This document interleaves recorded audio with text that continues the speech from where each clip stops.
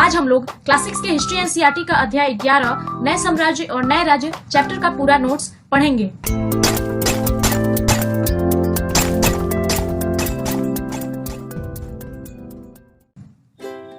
गुप्त वंश के प्रसिद्ध राजा, इस चैप्टर का सबसे पहला महत्वपूर्ण टॉपिक है गुप्त वंश के प्रसिद्ध राजा के बारे में, जो कि समुद्रगुप्त हैं। समुद्रगुप्त के बारे में हमें इलाहाबाद में अशोक स्तंभ पर खुदे एक अभिलेख से पता चलता है। अभिलेख के बारे में हम पहले ही जान चुके हैं। पत्थरों पर नुकीले औजारों के प्रयोग से लिखा जाने वाला लेख अभिलेख कहा जाता है। चूंकि इसे हाथ से लिखा जाता है इसलिए इसे इंग्लिश में मैन्यूस्क्रिप्ट भी कहते हैं।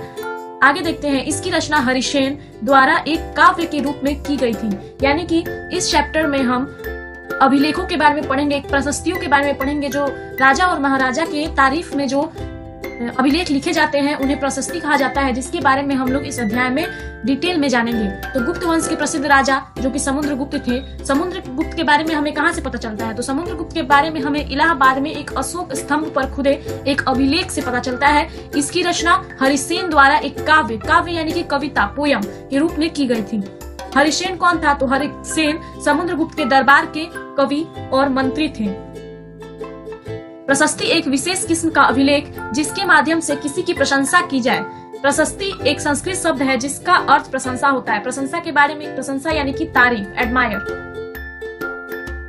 समुद्रगुप्त की प्रशस्ति। अब हम लोग यहाँ पे समुद्रगुप्त के बारे में क्या प्रशंसा की गई है उन प्रशस्ति के माध्यम से जानेंगे। इसके अनुसार समुद्रगुप्त योद्धा यानी कि युद्ध करने वाले, विद्वान तथा एक उत्कृष्ट कवि भी थे।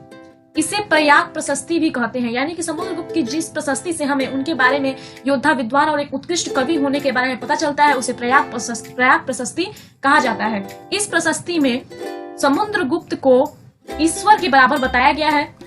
हरिसेन 4 विभिन्न प्रकार के राजाओं का वर्णन करते हैं। यानी कि इस प्रशस्ति में हरिसेन जो है, जो कि समुद्रगुप्त के दरबार में एक कवि थे, 4 विभिन्न प्रकार के राजाओं का वर्णन करते हैं। देखते हैं वे कौन कौन से राजा हैं। तो पहला आर्यव्रत, इन्हें समुद्रगुप्त ने हराकर अपने राज्य में मिला लिया। यानी आर्यव्रत जो राजा थे इन्हें समुद्रगुप्त ने हराकर अपने राज्य में मिला लिया। दूसरा दक्षिणापथ के 12 शासक, इन्होंने समुद्रगुप्त के सामने समर्पण कर दिया। तीसरा असम, तटीय बंगाल, नेपाल और उत्तर पश्चिम के गण या संघ, बाह्य इलाके के शासक, इन्हें समुद्रगुप्त की अधीनता स्वीकार की।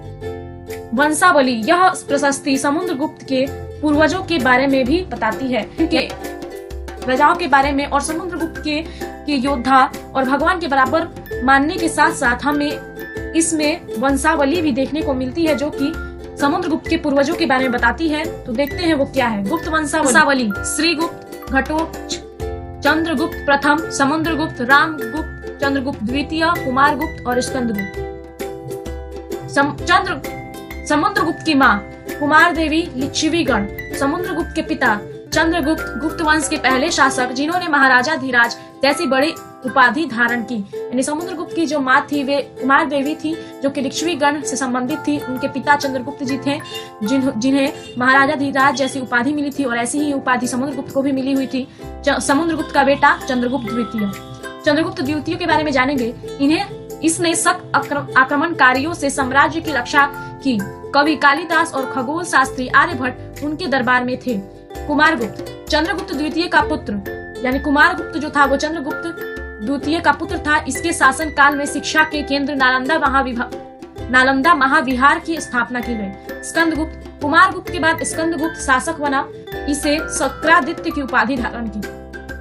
कुमार मात्यु, प्रदेश का गवर्नर, सामंत, भूस्वामी अधिकारी, महासंधि विग्रहिक, युद्ध और शांति का मंत्री, उपरिक, मुक्ति के पदाधिकारी, महादंड नायक जो कि मुख्य न्यायाधीश। हर्षवर्धन 1400 साल पहले। अब हम लोग यहाँ पे हर्षवर्धन के बारे में पढ़ेंगे। अपने पिता और बड़े भाई की मृत्यु हो जाने के बाद हर्षवर्धन थानेसर के राजा बने। हर्षचरित, वाणभट्ट द्वारा संस्कृत में लिखी गई हर्षवर्धन की जीवनी। यानी कि वाणभट्ट जो है वो हर्षचरित जो है वो वाणभट्ट द्वारा संस्कृत में लिखी गई हर्षवर्धन की जीवनी है। वाणभट्ट हर्षवर्धन के दरबार में कवि थे। चालुक्य नरेश पुलकेशिन द्वितीय ने हर्षवर्धन को रोक दिया। भारत के महत्वपूर्ण राजवंश 2 थे, पल्लव और चालुक्य। पल्लव राज्य और राजधानी। पल्लवों की राज्य और राजधानी कांचीपुरम के क्षेत्र से लेकर कावेरी नदी डेल्टा तक। प्रथम महत्वपूर्ण शासक महेंद्र वर्मन प्रथम। चालुक्य राज्य कृष्णा और तुंगभद्र के बीच। राजधानी ऐहोल। पुलकेशिन द्वितीय सबसे प्रसिद्ध चालुक्य राजा, उनके बारे में उनके दरबारी कवि रवि कृति द्वारा रचित प्रशस्ति से पता चलता है। राज्यों का प्रशासन कैसे चलता था? तो भूमि कर के माध्यम से। सभा, ब्राह्मण भूमि स्वामियों का संगठन। पुर, जहाँ भूमि स्वामी ब्राह्मण नहीं। नगरम, व्यापारियों का संगठन। अभिज्ञान शकुंतलम, कालिदास द्वारा रचित नाटक। दुष्यंत नामक एक राजा और शकुंतला नाम की एक युवती की प्रेम कहानी। जल्दी से सब्सक्राइब करो और बेल आइकन पे क्लिक करो।